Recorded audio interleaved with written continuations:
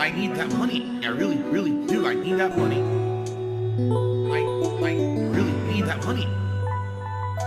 Really need that money.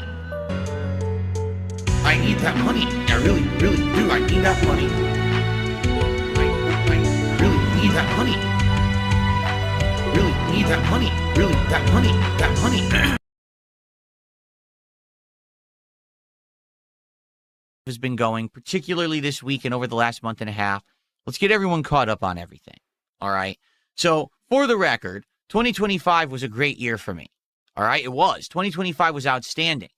More often than not, I was actually hitting my support goals on my streams. Okay. We were doing a variety of games. Things were going pretty good. In fact, I had already explained that 2025 was actually one of, if not my best year of content creation when it comes to the level of engagement and support I was getting for about a decade. Okay. So I felt this big positivity and resurgence and everything. And then out of nowhere, I had an interview with Asmongold that just gave me a rocket on my back for about 3 weeks.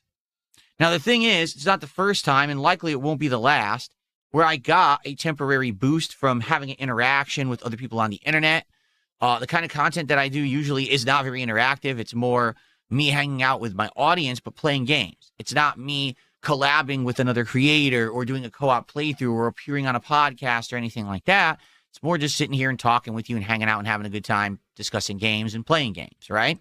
So when I did this interview with Asmongold, it was a rare thing, and the fact that he gave me his time is a rare thing.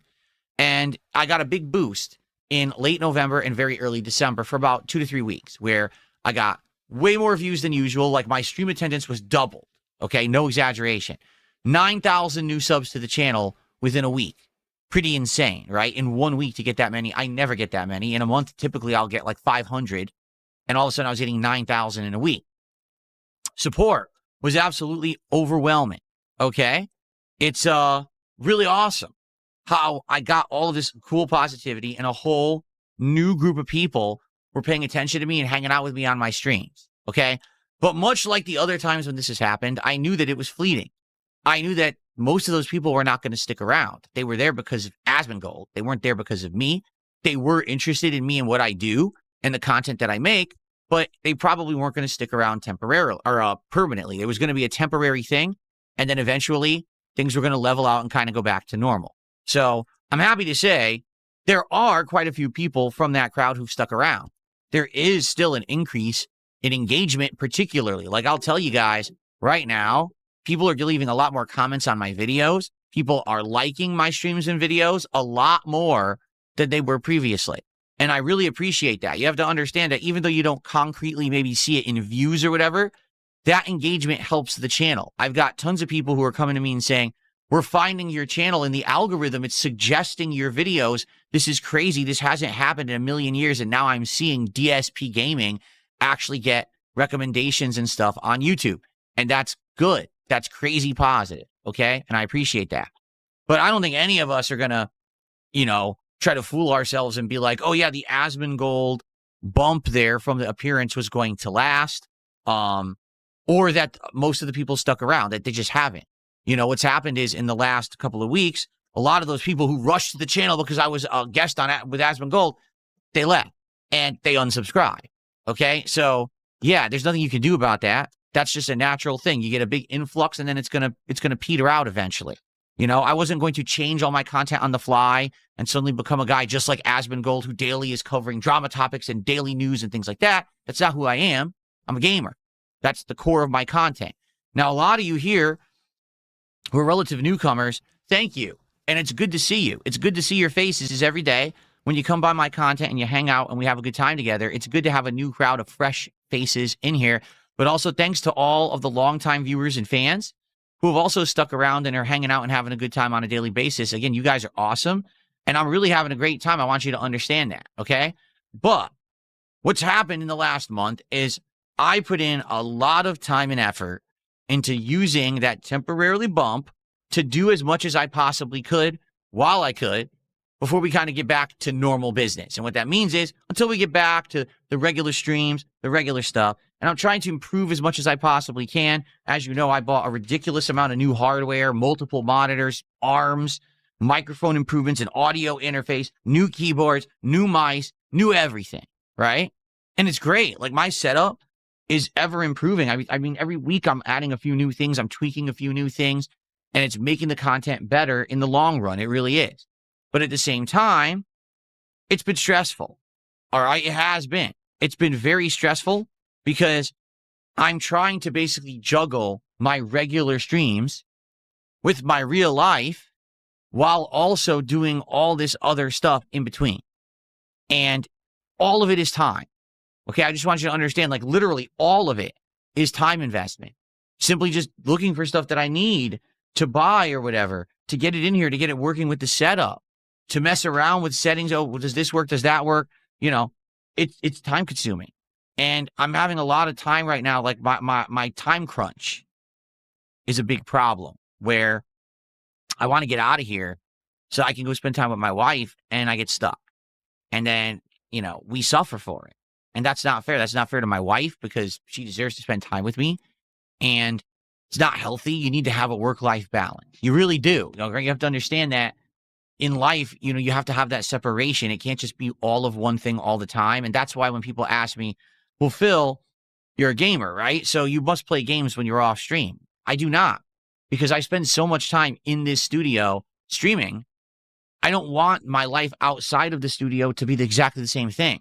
It would actually be so permeating to my life that my whole life is games that I get tired of it. So outside of this room, I don't really game. And that's a good thing. That's a good separation that I need. But what's happened is in the last month and a half since the Asmongold interview, there's been a lot of people bringing stuff up. For example, Phil, I've noticed you don't really clip your content, right? Like you do a podcast, but you don't have excerpts or segments taken out that are uploaded to your channel. That would really benefit you, Phil, if you did that. Fair enough. We talked about this a few weeks ago, that maybe hiring an editor or something like that, right, to do that for me would probably be a big asset. The problem being, how do I trust anyone? When I have, you know, people who have literally sought employment at an ISP, then use their job at the ISP to log into my modem, shut down my streams, and change the name of my wireless network to be something like Phil is a pedophile, so my neighbors saw it, okay? If they go that far, what's to make us think that I wouldn't hire an editor who would mess with me? You know what I'm saying? I'm giving them access to all of my content, my channel, and all of that. That's an insanely risky venture, and that's also a lot of trust to put into someone, right? And so, you know, I dabbled in, maybe I could do my own clips or whatever, but already, for those who don't know, I do all my own recording. I do all my own, like, stream archiving. I do all the thumbnails myself. It's all me. All right. I will say there is one or two people who behind the scenes help me with a few little things here or there. And I'm very appreciative of that, for people who make me artwork, for people who help me every once in a while with some editing problems and things like that. But for the most part, it's all me. So it's not just what you see publicly here on the stream. It's also all the work I'm putting in behind the scenes every day. That's very time consuming. And the thing is, I've definitely gotten better, all right, at all of this. That's for sure. Like in the last year, I've actually gotten really good at hammering out quick thumbnails. And I know they're not the best quality, but they're still pretty good for the fact that I have no training or whatever. And I'm just whipping these out on the fly every day right after a stream ends. But I just don't have time to sit here after a stream that's already 5 hours and say, well, now I'm going to spend another hour or two clipping out the highlights, titling them, making thumbnails, putting those on the channel, or getting a second channel and putting the content over there. I feel like if I had that, the Asmongold bump would have been a lot more long lasting. And you would have had an audience that's used to that formula from him, who would have now jumped into my content, who would have loved it. The problem is I'm a one-man show.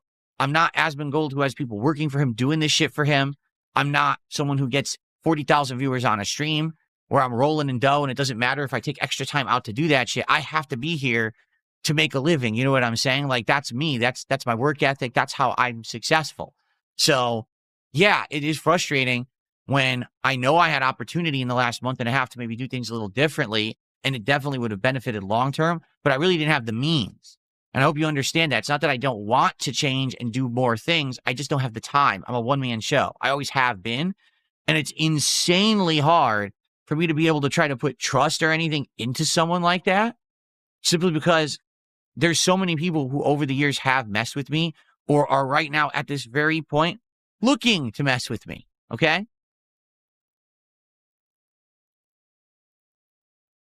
So, all that going on, all that going down, right?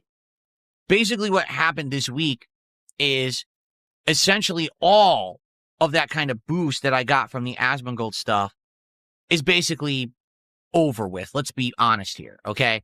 There are new viewers who are here. The engagement is actually higher than it used to be, and I appreciate that. I really do. But at the same time, yeah, it was inevitable that it was going to take probably about a month for it to peter out, and it has. Here we are now in about mid-January, and my levels are about back to where they were, which I always knew was going to happen. The good news is, unlike with the whole last arc that happened, this hasn't left a group of toxic people behind. In this case, the Asmongold crowd are a good crowd of gamers who are of like mind with me, who like me and my content. And so those who stuck around are not, oh, we hate Phil. It's the opposite. Like, oh, we actually like Phil and we're happy that we found him and that he's in the algorithm again. Okay? But, yeah, the boost that I had is gone. And basically now, what's happened is, I'm doing some content and some streams, and it's just not doing as well as I hope.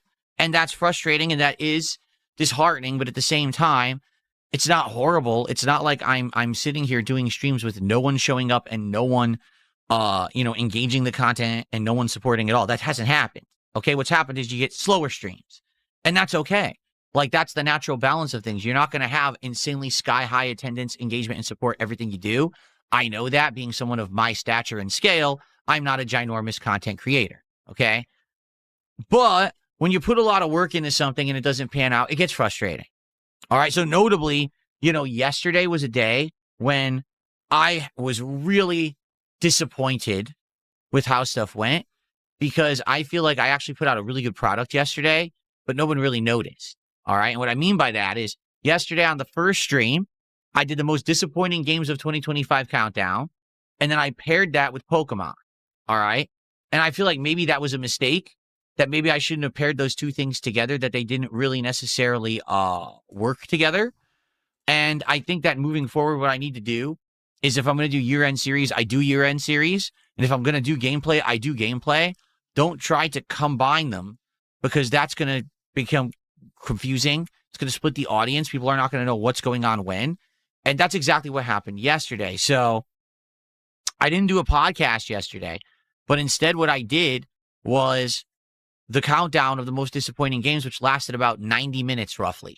I think that countdown was great. I've actually watched back a lot of it, and I was nervous it wasn't going to be a good countdown because I was doing it differently, where we were watching clips of the games as I talked, and then I came back over here, swung the mic this way, narrated for a bit, then I swung back, and we talked about the next game.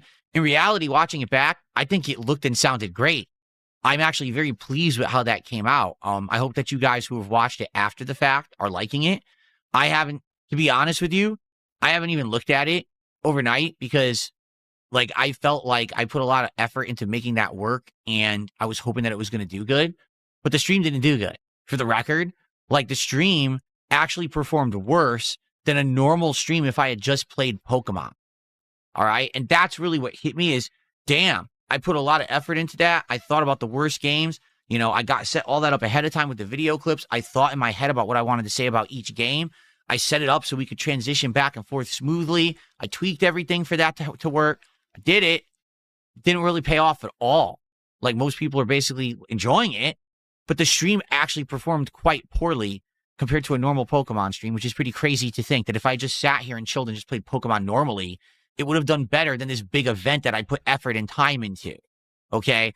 So number one, that actually is one of the things that frustrated me, but I don't actually blame anyone but myself. I feel like the problem was I set it up for failure, pairing it with Pokemon. I should have just done one or the other, and that's my fault, I think. And that's something that I learn from, right? That's something that I grow and I improve and I change over time. Now I know, don't be doing these double streams. That's the thing is a lot of streamers do that. They'll do a stream that has 2-3 topics and they jump between a game here, there. It doesn't work for me. For me, it's always been focus on one thing and it'll work. If I don't, then people get confused. Okay. So that's what I'm going to do moving forward. In fact, for the rest of the year-end series, I'm going to do one big stream for the Game of the Year countdown and for the DSP tries it like best of countdown. We're going to do all in one stream so that way no one's confused about the content. Okay? Good. Now, that's the thing that, number one, frustrated me yesterday. Putting all that effort into the year-end series, into the countdown, and basically didn't do very well at all. The stream actually underperformed versus a normal stream. But then on top of that, recently, I've been putting a lot of effort into Call of Duty. And what I mean by that is I have tried my hardest to improve my setup to try to make Black Ops 7 gameplay viable in my rotation. Previously, I don't feel it was. I tried playing Black Ops 7 when it came out in November, and I sucked at it hard. Like, I was doing absolutely terribly. I told you guys I didn't really know what was going on because previous years I've played Call of Duty, and I've been able to do well. Usually mid to high up on the leaderboard when I play, getting great, kill streaks, good kill death ratios, doing all the unlocks and all of that. And it's been a great ride with Call of Duty being a variety kind of a game that I put into my rotation. But for whatever reason, this year, I just have sucked at it, right? Like, I haven't done well at all. So I said, it's got to be something I can do because I don't want to give up on the game. I know there's people who like watching me play Call of Duty. So what did I do? I mean, literally, I bought a high-end gaming keyboard that's supposed to be one of the best for competitive FPS. I bought a high-end gaming mouse. I bought new wrist rests that are for competitive gaming. I'm playing on a, high-end OLED monitor. I'm using surround sound now to hear where everyone is when I play. Okay, so I'm doing all of these things to improve the performance. The truth is, it's actually worked. It has. It's actually improving. My gameplay has gotten distinctly better. If you've watched the last couple of Call of Duty streams that I've done, I'm actually doing well. I'm placing on the leaderboards. I'm getting mostly positive kill death ratios. I'm unlocking new weapons and switching between them. I'm actually now doing the challenges again. I'm starting to do the daily and the weekly challenges and unlocking new things. Like last night when I played with the ballistic knife, it was very fun to see this new gadget in action and everything. It's been fun. Like, I had a great time playing Call of Duty last night, despite the fact that I rage, because I always rage playing Call of Duty. I think that's part of the experience of it, right? But I still am having a blast and doing well. But it didn't translate into a successful stream again. Okay? And that's what I mean. Like, when I put the effort in to do all of these improvements, and for the record, again, it is stressful because not only am I listening to feedback and trying to do the stuff that you guys want, right? I'm ordering stuff. I'm setting it up. I'm tweaking it and getting it working. We're doing all these adjustments. I'm jumping between, we're playing a game like this. No, now we have headphones on, surround sound. We're playing like this. Now we're jumping back over here. We're playing on a gamepad. Oh, wait, now we're doing this. It's a lot of work. And again, it's hard to not be scatterbrained with all the new changes and things that I've implemented. All right? And I know the content is looking better. I know the content is sounding better. Okay? I know all of this. My problem is it's not translating into people showing up, engaging and supporting the content. In fact, it's the opposite. Less people are doing so with Call of Duty particularly. Okay? So on the first stream yesterday, I could say, that's on me. I made a miscalculation. I shouldn't have done a year-end series and paired it with Pokemon. I should have just had it separate. But, you live and you learn. I'm not going to sit here and cry about it. We're just going to move forward and change what I do in the future. But with the Call of Duty thing, I just don't know what else I could possibly do at this point. Like, I've done everything I could to improve that experience, and I have improved the gameplay. But it doesn't seem like anyone cares. It's weird because there'll be times when people scream at me and say, we love Call of Duty, please keep it in the rotation. But then when I play it, it just doesn't translate into something that works. We end up with a lot of trolls who are just sitting around crapping on me, crapping on the gameplay, crapping on everything. And they just bring this toxic element. And listen, that's okay as long as it's paired with positivity. But I'm not seeing the positivity. You get people who claim they love this game, they want me to play it. Where are they when I play it? Last night, attendance was average, okay? Engagement was okay. We had some people who were engaged and a lot of trolls. Support was just okay. It certainly was not a great stream. It wasn't a terrible stream. It was kind of middle of the road. But for the amount of effort that I put into it, to improve it and make it work, that is actually very disheartening, and it crushes me. That's a lot of effort I put into trying to make this game work because people said they wanted it, and now it's still not working. So what do I do? Right now, people in the chat are like, well, the game sucks. Yeah, it's Call of Duty. It pretty much always sucks these days. Can we all kind of like agree on that? Like, Call of Duty hasn't been outright good in many years, okay? They stopped putting effort in a long time ago when it started printing money and they had no competition anymore. They just stopped trying. You know, the game itself has taken out a lot of the things that used to be fun. Strategy doesn't even exist in the game anymore. A lot of it is just to kind of run around, twitchy shooting, abusing things like the auto aim and the aim assist and shit like that. It's bad. But you could still get enjoyment out of it as long as you understand what it is and you treat it for what it is. It's kind of a fun game. You run around, you have silly fun. You go for a crazy kill streak, shooting, you know, a knife out of your hand and stab someone, and then you summon a stupid drone and you fly around sniping for a while with this drone. You know what I mean? It's not, I don't think it's meant to be an ultra serious game for the sweats. Although some people play it like that, I think they're completely wasting their time with it. I just don't think it's that good of a game, but I think it's a game that works for variety for my content. I do. I truly believe that Call of Duty works for variety in my content, and that's why it's frustrating to me when I work hard to try to make it work for the content, because at first it wasn't. And I think we can all agree, you've seen that I did my best to improve as much as I could, and I have improved, but people just aren't clicking with it, right?